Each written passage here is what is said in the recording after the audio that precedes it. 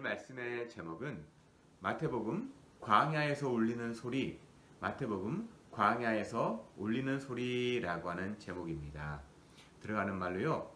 광야는 축복과 저주의 장소입니다. 히브리 원어로 광야는 말씀과 재앙이라는 의미가 있습니다. 말씀으로 살면 축복이지만 말씀을 떠나 살면 저주가 되는 장소가 광야입니다. 인생을 광야에 비유합니다. 인생 또한 말씀이 있으면 축복이지만 말씀이 없으면 저주입니다. 말씀이 예수 그리스도입니다.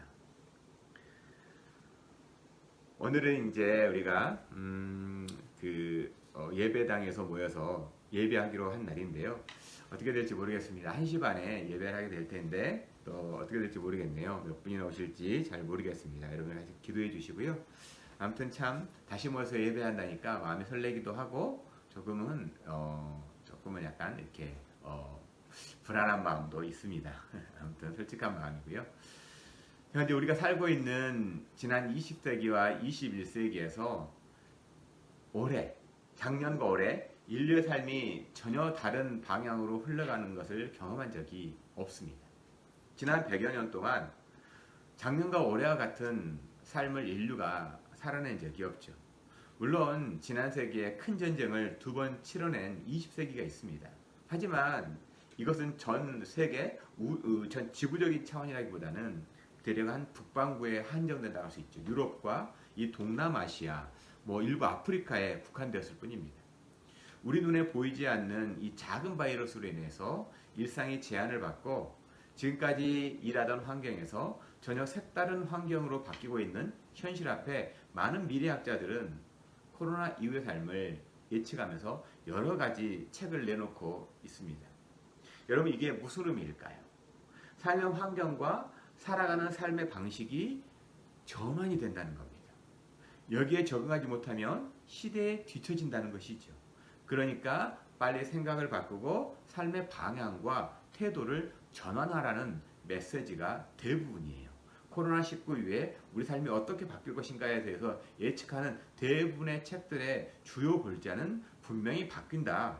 그렇기 때문에 삶은 빨리 전환해야 한다. 그리고 태도도 전환해야 한다. 생각의 방향을 바꾸라고 하는 이야기입니다. 제가 가끔 말씀드린 이 커스 와일드라고 하는 작가가 2005년에 썼던 특이점이 온다라고 하는 책에서 보면요. 2045년, 얼마 남지 않은 것 같아요. 대략 한 24년 정도 남았지요. 2024년이 되면 인간의 과학기술이 발전하고 또 발전해서 우리의 삶이 영원히 살 수 있는 존재가 될 것이라고 이렇게 이야기합니다. 또한 수많은 생물학자들의 이야기를 들어보면요. 또 사회학자들의 이야기를 들어보면 지금처럼 전 세계를 마비시키는 이 강력한 바이러스의 발생 주기가 점점 짧아질 것이라고 이야기합니다. 그러니까 미래학자들이라든가 이 생물학자들, 사회학자들의 이야기를 종합해 보면 인간이 영원히 살 수 있는 길이 열리지만 그만큼 삶의 환경은 혹독해질 것이라고 하는 이야기입니다. 요즘 넷플릭스에 올라온 이 한국 드라마가 굉장히 많이 인기가 있더라고요. 그러면서 이 K-드라마가 또 신드롬이 일으키고 있는데 그 중에 굉장히 엄청난 반향을 일으키고 있는 넷플릭스가 83개국인가요? 83개국에서 이렇게 서비스를 하고 있는데 현재 82나라에서 1등하고 있는 드라마가 있답니다. 그게 바로 이 오징어 게임이라고 하는 드라마예요. 제가 2주 전부터 일하고 돌아온 후에 잠깐씩 보게 돼가지고 지난주에 9편까지 다 보게 됐습니다. 근데 이 드라마를 보면서요, 단지 거기 나온 사람들이 빛에 허덕이는 사람들이 극단적인 게임에 참여하면서 벌어지는 그러한 드라마라기보다는요, 가장 마지막 편에 등장하면서 이 오징어 게임을 왜 설계하고 진행했는지에 대해서 죽음을 앞둔 한 할아버지의 이야기에서 저는 알 수가 있었습니다. 그 할아버지가 돈이 엄청나게 많은 부자, 그리고 지독하게 가난한 사람들의 공통점이 있다고 이야기합니다. 그게 뭔지 아느냐고 이 마지막 생존자에게 묻는 대목이 있습니다. 그러면서 이 엄청나게 부자와 엄청나게 가난한 사람의 공통점은 삶에 재미가 없다는 겁니다. 처음에는 돈이 많아가지고 이것저것 사는, 그래서 먹고 싶은 거 다 먹고 가고 싶은 거 다 가고 누려보고 싶은 거 다 누리는데 이것이 일상이 되다 보니까 재미가 없다는 겁니다. 어쩌면 이 자유경쟁이라고 하는 자본주의로 인해서 극단으로 치우치는 인간 종점을 말하고 있는지도 모르겠다는 생각을 하게 됩니다. 많이 벌수록 행복할 것이라고 하는 환상. 돈이 많으면 많은 것을 마음대로 누릴 수 있다고 하는 이 망상에 사로잡힌 세상에 대한 이야기요. 가장 부자들과 가장 가난한 사람들을 비교하면서 공통점을 이야기하는 것. 이게 바로 환상과 망상이 아닐까. 그러면서요, 마지막에 그 할아버지가 숨을 거두는 장면이 나옵니다. 그럼 저는 이 장면에서 인간이 죽을 수 있다는 것 또한 축복이라는 생각을 해봅니다. 만약 그렇지 않고 재미없는 삶을 계속 산다면 그것이야말로 지옥 같은 삶이 아닐까요? 그 죄를 가진 인간에게 죽음은 하나님께서 허락하신 또 하나의 선물인지도 모르겠습니다. 그렇다고 삶이 재미없으니까 죽는 것이 낫다는 의미가 아니에요. 우리가 삶을 그만큼 치열하게 사는 것이 얼마나 복된 인상인가 하는 겁니다. 그런 의미에서 여러분들은 삶이 재미가 있습니까? 여러분 삶이 참 재미가 있습니까? 오늘 말씀으로 돌아와서 보면요. 오늘 말씀은 인류의 역사에 있어서 전무후무한 패러다임 시프트에 대한 내용이에요.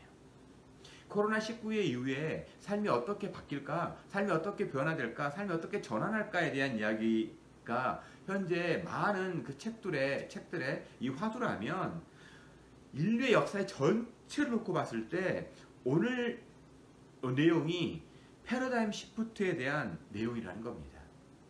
인류 역사의 전무후무한 패러다임 시프트에 대한 내용. 거기에 등장하는 인물이 세례 요한이라는 인물입니다. 세례 요한이라고 하는 사람을 살펴보면 예수님과의 나이 차이가 6달 정도 차이가 나죠. 누가복음의 기록에 의하면 마리아가 잉태한 후에 세례 요한의 어머니 엘리사벳을 찾아가지요. 그랬을 때 성령이 충만해가지고 엘리사벳이 마리아를 축복하는 대목에서 일명 태중 교제를 이루는 장면이 나옵니다. 하지만 그 이후에 예수님의 유년 시절이라던가 또한 예수님이 어느 정도 성장할 때까지 이 예수님이라든가 세례 요한에 대한 이야기가 등장하지 않죠. 누가복음에 잠깐 예수님께서 12살에 성전에 갔을 때, 성인식을 치르고 처음 성전에 갔을 때 이야기가 등장합니다. 그 이후에는 세례 요한이라든가 예수님에 대한 이야기가 나오지 않습니다. 그러다가 오늘 말씀에서 세례 요한이 먼저 등장을 하죠. 그것은 구약의 말라기서라든가 이사야서의 예언을 따라서 세례 요한이 먼저 역사의 전면에 등장하게 됩니다. 예수님 당시 팔레스타인에는요, 종교적으로는 세 부류가 나뉘어 있었습니다. 여러분이 잘 아시는 이 종교 귀족층이라고 할 수 있는 사두개파 사람들이 있었죠. 이 사람들의 특징은요, 내세는 없다, 즉 부활이 없다라고 주장했습니다. 그러니 죽으면 그것으로 끝이다라고 여겼던 사람들이에요. 아니, 사두개파, 그것도 이 유대 종파 중에 하나인 사두개파, 어떻게 부활이 없다라고 말할 수 있냐라고 이렇게 할 수 있죠. 근데 그들은 부활이 없다라고 했어요. 그래서 나중에 예수님께서 찾아와서 논쟁을 벌일 때 7명의 형제가 있었는데 첫째 형이 장가들었어요. 근데 장가들었는데 자식이 없이 또 이렇게 죽게 됩니다. 당시 이제 사회 문화 관습에 의하면 이제 형의 아내인 형수를 아내로 취해서 또 형의 대를 이어줄 수 있도록 했습니다. 이걸 또 형사 취수제라고 하는데, 그래서 이제 둘째가 장가를 들어서 형사와 결혼을 해가지고 이제 가정을 차렸는데 아이가 없습니다. 그러다 또 죽어요. 또 셋째도 그렇게 하고 넷째도 그렇게 하고 7째가 그렇게 했다는 거죠. 그러면서 나중에 만약에 부활이 있다면 7명의 형제와 이 여자가 부활하게 되는데, 그러면 이 여자는 누구의 아내가 되느냐? 부활은 말도 안 된다고 했던 부류가 바로 이 사두개파 종교인들이에요. 요즘으로 치면 자유주의 신학자들이라고 할 수 있습니다. 그들에게 있어서 내세나 부활이 의미가 없었습니다. 왜냐하면 지금의 삶이 너무 좋았기 때문이거든요. 지금 누리고 있는 이 기득권의 이렇게 특권이 너무 좋았어요. 지금 이 땅에서 누릴 거 다 누리고 살아가고 있었기 때문에 죽음이나 부활은 그들에게 큰 의미가 없었다는 겁니다. 그에 반해 죽음 이후에 부활이 있다고 했던 부류가 바리새파 사람들입니다. 이들은 처음에는 경건한 신앙으로 구별된 삶을 추구하는 사람들이었습니다. 근데 사람들의 존경을 받고 가르치는 자리에 있다 보니까 구별되는 삶이 아니라 이제는 사람을 차별하는 변질된 자리에 앉게 됩니다. 사람이 변질이 된 겁니다. 구별하기로 했는데 차별화된 거죠. 그 대표적인 예가 누가복음 18장 11절에서 예수님께서 들려주는 그들에 대한 이야기를 통해서 알 수가 있지요. 바리새인은 서서 따로 기도하여 이르되 하나님이여 나는 다른 사람들 곧 토색, 불의, 간음하는 자들과 같지 아니하고 이 세리와 같지 아니함을 감사하나이다. 그들은 이미 차별이 일상화된 사람들로 변질화된 집단이 바로 바리새파 사람들이었습니다. 또한 부류가 에세네파라고 하는 부류가 있었습니다. 근본주의도 싫고 자유주의도 싫고 그래서 세상을 등지고 광야로 가는 사람들이에요. 이들은 결혼도 안 했습니다. 그리고 남자들로만 구성이 됐어요. 그리고 이들이 하는 주 업무는 성경을 필사하는 거였어요. 이들은 성경을 필사하는데 자신의 사명으로 삼았습니다. 극단적인 경건주의자들이었습니다. 그래서 이들이 성경을 필사하다가 야훼 하나님이라는 이름이 나오면요 목욕하고 돌아와 야훼를 기록할 정도로 하나님 앞에서 늘 또 씻는 걸 그렇게 좋아하는 열심이었던 사람들이라고 할 수 있습니다. 이런 당시 종교적인 분위기에 따라 그래서 세례 요한을 이 에세네파의 일원이었을 것이라고 학자들은 추정합니다. 벌써 한 10여 년이 다 돼가는 것 같은데요. 제가 이스라엘을 방문했을 때 유대 광야를 여행할 때요. 세례 요한의 흔적이라고 소개하는 내용을 들었습니다. 그러니까 이 세례 요한이 에센파 사람이었다라고 이렇게 소개하는 내용이었습니다. 이런 경건주의의 한 일원이었던 세례 요한이 하나님의 부르심을 받고 광야에서 외치는 자의 소리가 됩니다. 그래서 오늘 말씀이 어떻게 시작할까요? 1절이 이렇게 시작합니다. 그때 세례 요한이 이르러 유대 광야에서 전파하여 말하되라고 하지만 이 선포하여 이르되라는 거죠. 유대 광야에서 선포했다는 겁니다. 제가 시작을 하면서 광야에 대해 말씀드렸죠.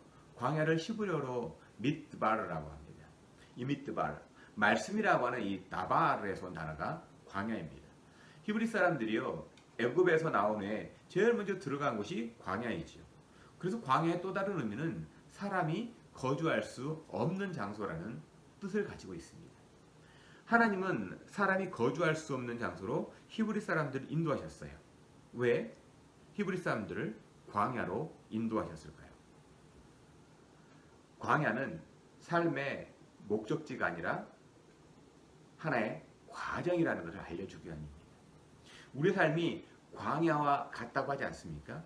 이 말은 지금 살고 있는 이곳이 아무리 좋고 아니면 아무리 열악하든 간에 우리 삶의 목적지가 아니라는 뜻이 내포되어 있습니다. 목적지를 반드시 거쳐야 하는 하나의 과정일 뿐인 거예요.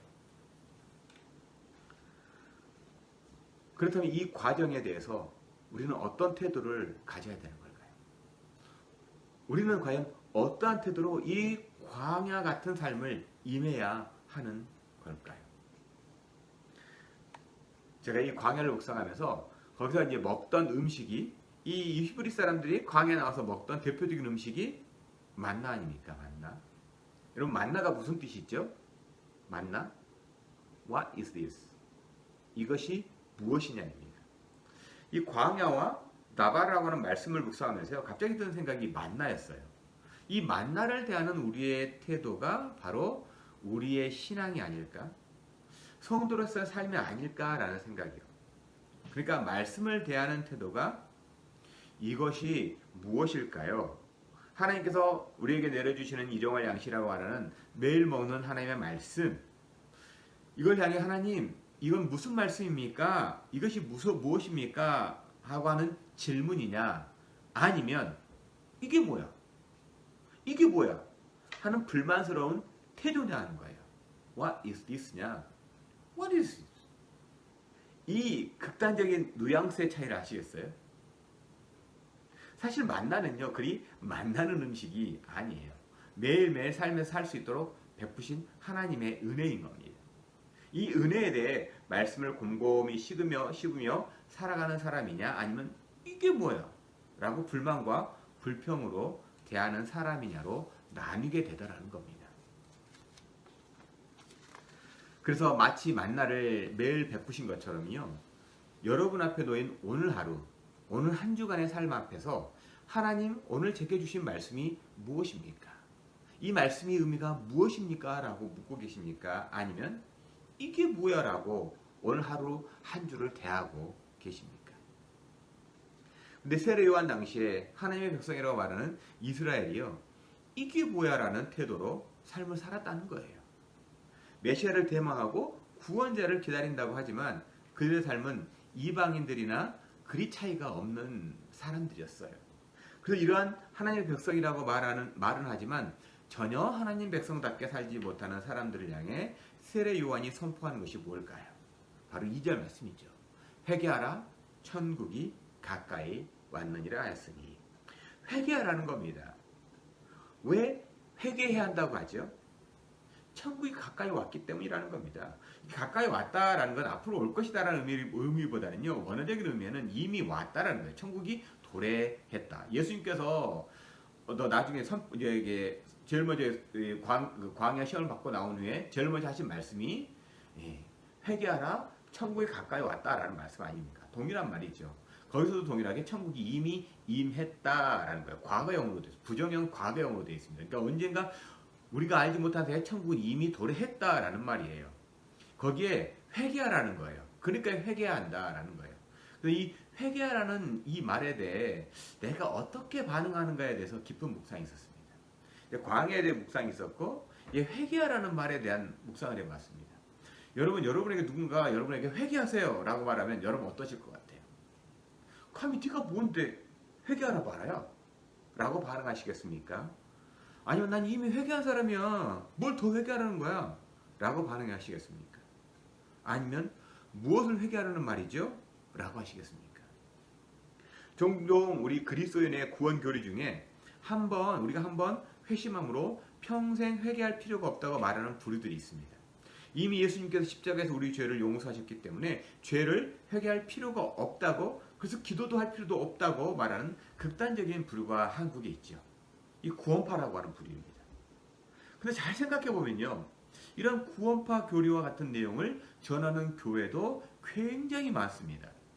그래서 한번 구원받았으니까 어떻게 삶을 살아도 절대로 구원받는다고 가르치는 거죠. 예수님께서 우리에게 말씀하시는 구원이 바로 그런 구원입니까? 예수님께서 십자가에 달리기 전날이요. 성만찬 중에 행하신 중요한 사건이 요한복음에 기록되어 있죠. 요한복음에만 기록되어 있는 사건이 하나 있습니다. 바로 세족식이죠. 예수님께서 제자들에게 너희는 이미 모두 씻겼지만 세상을 살면서 발은 더러워지므로 그 발을 씻어야 한다는 의미로 말씀을 하시며 제자들의 발을 씻어주는 그런 대목이 나옵니다. 그렇습니다. 한번 회심함으로 성령 세례로 우리의 영혼과 육이 씻겼습니다. 그렇다고 우리가 땅을 딛지 않고 살 수 없듯이요. 복음이 필요한 사람들 사이에서 우리는 삶을 살아가야 합니다. 그러면 당연히 발은 더러워지는 겁니다. 이때 주님께 돌아와 말씀으로 씻기고 성령으로 거룩함을 입는 삶의 방식이 회개하는 삶인 겁니다. 그러니 회개하라는 말을 듣고 기분 나빠하거나 속상할 것이 아니라 주님의 은혜를 구하는 현장으로 나아가라는 말로 들린다면, 그렇게 말이 들린다면 바로 그런 분은 성숙한 성도고 성경 말씀에 민감한 성도인 겁니다. 세례 요한이 선포한 메시지가 바로 구약에 예언된 말씀이라고 하는 것을 당시 유대인들은 알았습니다.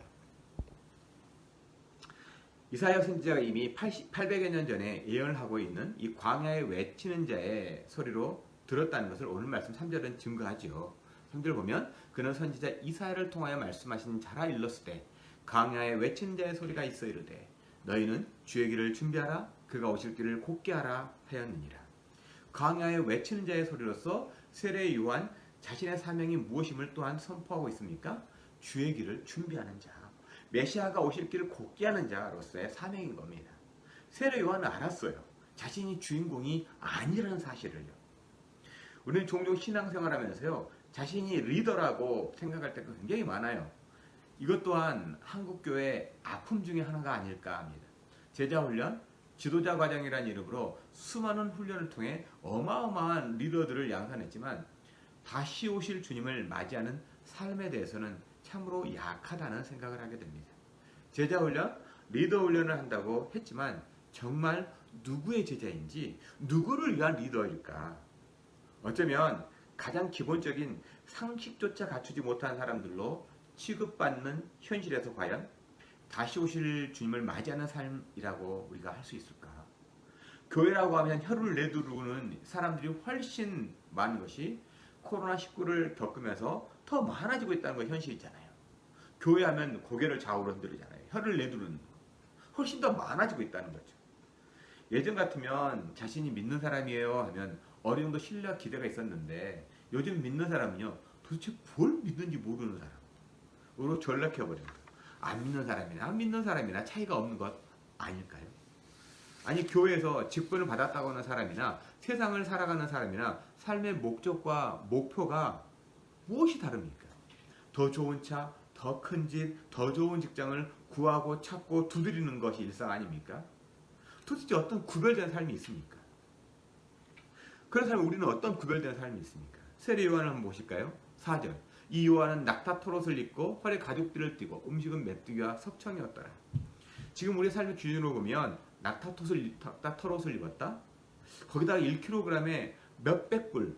정말 희귀한 것은 1000불로 넘는다는 꿀을 음식으로 삼았다고 생각하는 부유한 사람일까라고 생각한다면 정말 이상한 해석입니다. 세례 요한의 삶은 하나님을 의지하는 삶, 구별된 삶을 위해 사람에게 가장 필요한 의식주, 그 외에 구하지 않는 삶을 살았다는 걸 의미합니다. 하나님께 이끌리는 삶, 자신이 리더가 아니라 침묵을 깨고 등장하며 오실 메시아와 연결하는 링크, 하나의 고리로서 역할을 감당하는 것이 자신의 사명이라는 것을 잘 알았던 사람이 세례 요한입니다. 이 요한이 선포하는 메시지에 당시 유대인들은 귀를 기울이게 되죠. 그리고 세례 요한이 베푸는 세례에 유대인들이 참여하게 됩니다. 근데 이것은요, 당시 유대 사회를 발칵 뒤집어 놓는 그러한 혁신적인 사건이었습니다. 이건 유대인들은 세례 받을 필요가 없었기 때문이에요. 세례는 할례 받지 않는 이방인들이 유대인이 되고자 할 때 일정 교육을 받고 마지막 세례를 받은 후에 유대인이 될 수 있었습니다. 근데 유대인들이 세례를 받는다. 이거 무슨 의미일까요? 자신들 스스로가요, 나는 이방인과 다름이 없는 사람이라는 것을 인정하는 거예요. 그 자존심 강하기로 유명한 유대인들이 스스로 세례를 받는 것은 있을 수도 없는 일이었습니다. 그런데 세례 요한의 선포, 하느님의 나라가 임했다. 이 선포에 유대인들이 세례를 받기 위해 강으로 걸어 들어간 겁니다. 세례의 의미는 무엇이죠? 씻는다는 것이 대표적인 의미죠. 세례는 과거에 나는 죽었다. 물속에 들어가면 사람이 죽는 것처럼 말이죠.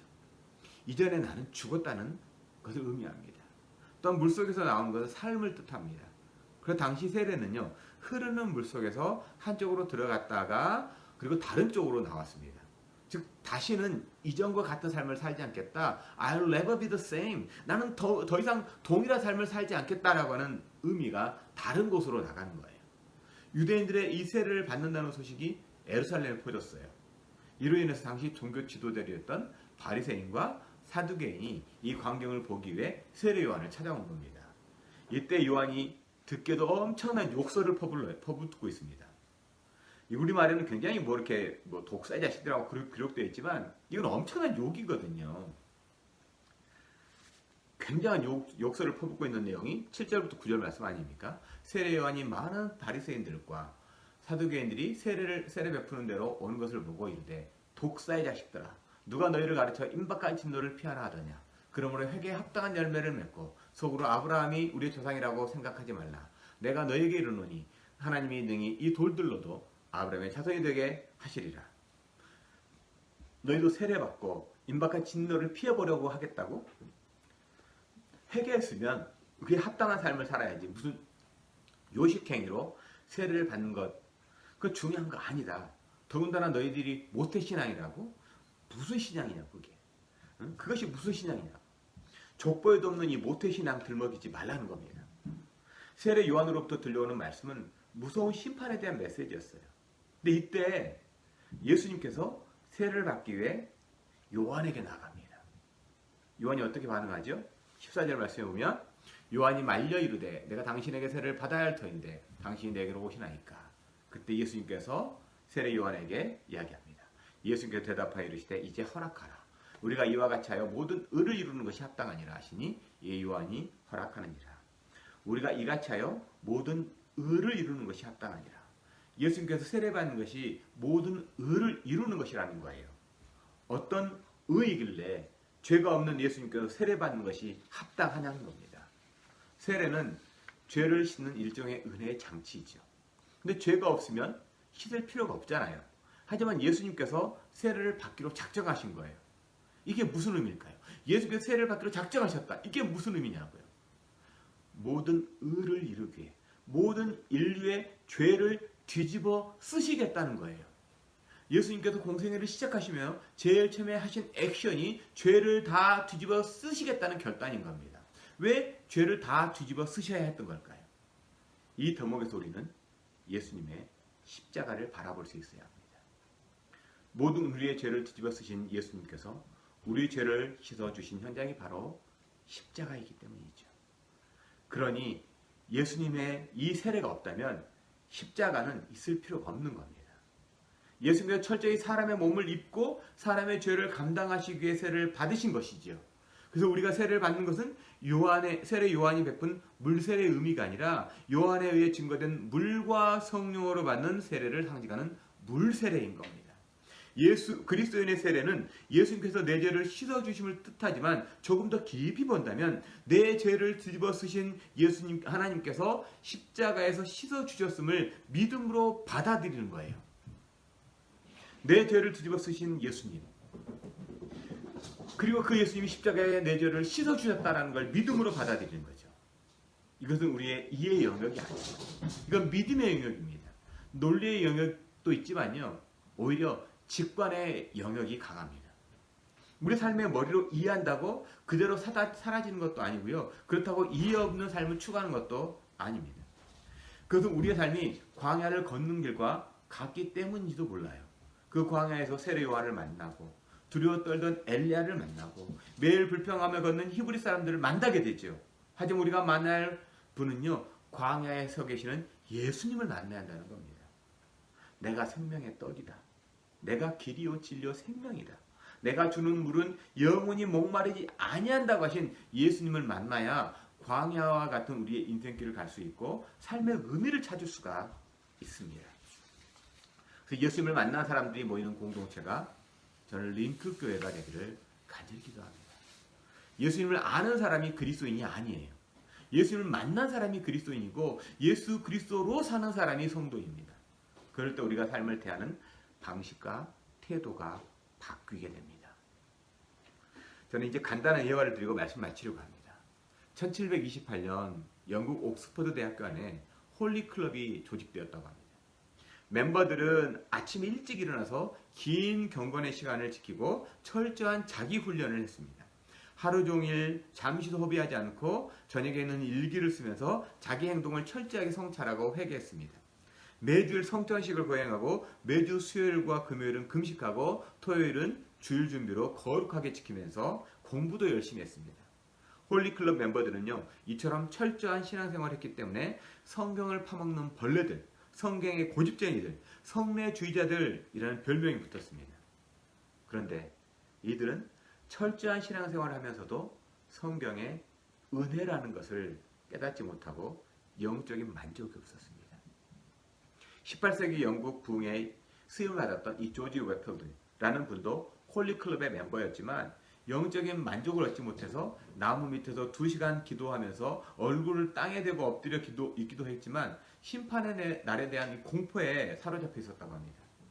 고난주간에는 고행도 해서 얼마나 고행을 했으면 몸이 바짝 마르고 2층으로 겨우 기어 올라갈 정도였다는 거예요.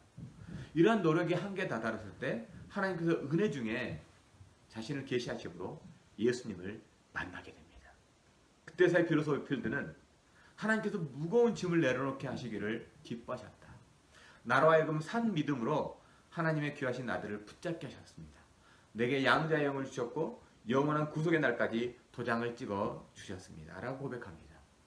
감리교를 시작한 이 존 웨슬러와 찰스 웨슬러도 홀리클럽 멤버로 철저하게 신앙생활을 했고 후에 목회자까지 되었지만 예수님을 만나지 못했다고 합니다. 존과 찰스 웨슬리는요, 목사 안수도 받고 설교와 교육과 집필가 또 찬송가를 작곡하고 심지어 선교까지 했지만 그리스도를 만나지 못했습니다. 그래서 그들은 믿음으로 산 것이 아니라 선행으로 살았다고 고백합니다. 하지만 이들을 성령으로 말미암아 그리스도를 만나 거듭나게 되었다고 간증합니다. 이런 믿음의 선배들의 삶과 고백을 듣고 보면요, 하나님을 아는 사람이 신앙인이 아니에요. 하나님께서 만나주신 사람이 신앙인이라는 것을 분명히 하게 됩니다. 세례 요한의 인생이 그토록 빛나는 것이 예수님께서 찾아가 만나 세례를 받으셨기 때문인 겁니다. 이를 위해 세례 요한은 광야에서 준비가 되었고 예수님의 말씀처럼 모든 의를 이루는데 쓰임받게 된 겁니다. 지금도 예수님은 우리를 찾아오십니다.